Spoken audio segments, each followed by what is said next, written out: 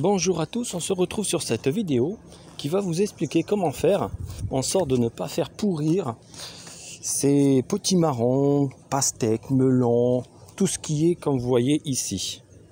Alors le but c'est très simple, quand vous avez par exemple là une petite courge qui commence à se faire, vous prenez un morceau de petit bois comme ça, moi c'est du... c'est quoi déjà? C'est pas du plancher, c'est du... vous verrez, voilà. J'ai pris un morceau de bois comme ça et on va le mettre délicatement en dessous, comme ça. Quand il va pousser, il ne va pas toucher la terre et il va pousser sur le bois, de façon qu'il n'est pas en contact avec le parterre et du coup il ne va pas pourrir. Voilà, c'est une petite astuce très simple que je vous montre là.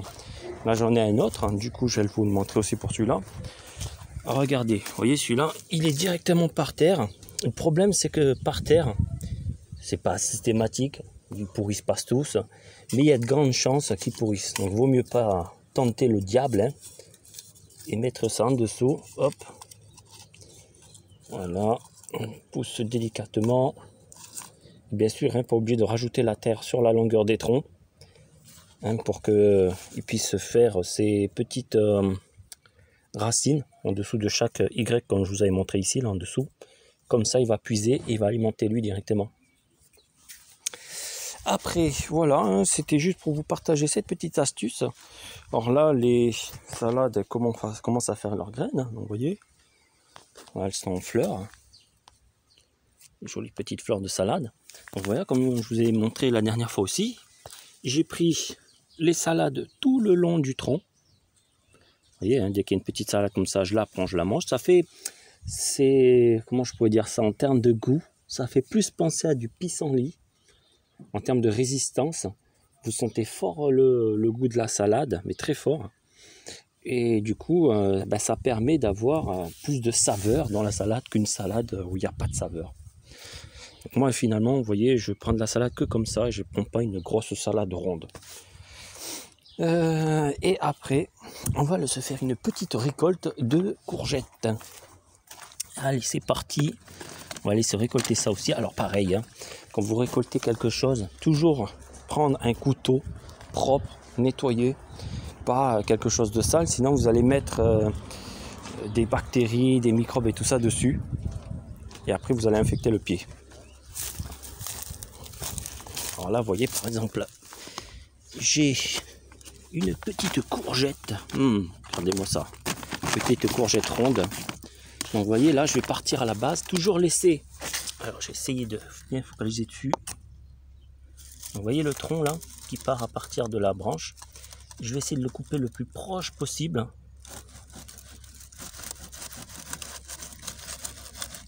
Hop. Là, normalement si je le tourne il devrait casser. Voilà, impeccable. Et vous voyez, laissez toujours un gros morceau de tête comme ça. Ce qui permettra de toujours alimenter. Et vous pourrez le garder beaucoup plus longtemps en termes de temps. Donc ça c'est pour le premier. Là, on va aller voir un deuxième. Bon, je ne vais pas faire tout, j'en récolte un petit peu avec vous, sinon on va en avoir pour longues minutes. Donc vous voyez par exemple celui-là aussi pareil. J'essaie de le prendre le plus possible. Hop. Et garder la plus grosse partie de la tête. Vous voyez, gardez toujours la grosse partie de la tête qui permettra de toujours alimenter le bazar et de ne pas le faire vieillir trop vite. Comme ça, vous pouvez le garder plusieurs jours. Hop, là, il y en a un aussi. Je vais essayer de l'avoir. Ah, des fois, ça pousse un peu en dessous partout. C'est un peu compliqué. Je ne vais pas pouvoir avoir la tête comme je veux. Ouais, celui-là, il aura une petite tête. Là, il n'y en a pas d'autres. Faut pas les laisser trop grandir. Parce qu'après, ça va manger trop le pied. Vous voyez, par exemple, celui-là, il est un petit peu rond comme ça. Là, je vais pas le laisser. Je vais le prendre tout de suite. Gardez pas les graines. Gardez pas les graines. Les premiers, il faut jamais garder les graines. Si vous voulez reprendre des graines, quand vous arrivez pratiquement à la fin du cycle du pied, imaginons que celui-là, ce pied-là, il arrive dans les alentours de août-septembre, et que là vous avez une courge encore dessus, vous la laissez et vous la touchez pas. Et vous la laissez vraiment mûrir jusqu'à ce que le pied il meurt. De façon à ce que les graines à l'intérieur, elles vont être super bonnes. Et elles auront duré tout l'été entièrement, elles auront un cycle parfait. Et le fait d'avoir un cycle parfait, vous aurez des bonnes graines. Parce que la plupart du temps, ça, les maraîchers, les cultivateurs de graines et tout ça, les semenciers, pour le business, ils ont tendance à récupérer les graines prématurément et du coup elles n'ont pas tout ce qu'il faut pour repartir dans un cycle de graines. Donc du coup c'est pour ça que la plupart du temps on se retrouve avec des graines qui sont qui ont tendance à être comment dire mince, qui sont pas bonnes quoi, c'est tout, ni plus ni moins. Bon, vous voyez, j'ai quand même pas mal pour pas énormément de pieds. Là j'ai mis 4 pieds déjà, vous voyez déjà avec 4 pieds, j'en ai 1, 2, 3, 4, 5, 6, j'en ai récupéré la semaine dernière un petit peu. Donc, vous voyez, on aura pratiquement une bonne dizaine tous les 10 jours, donc une par jour en gros. Vous voyez, c'est largement suffisant. Toc. Donc, vous voyez ça c'est la bonne longueur.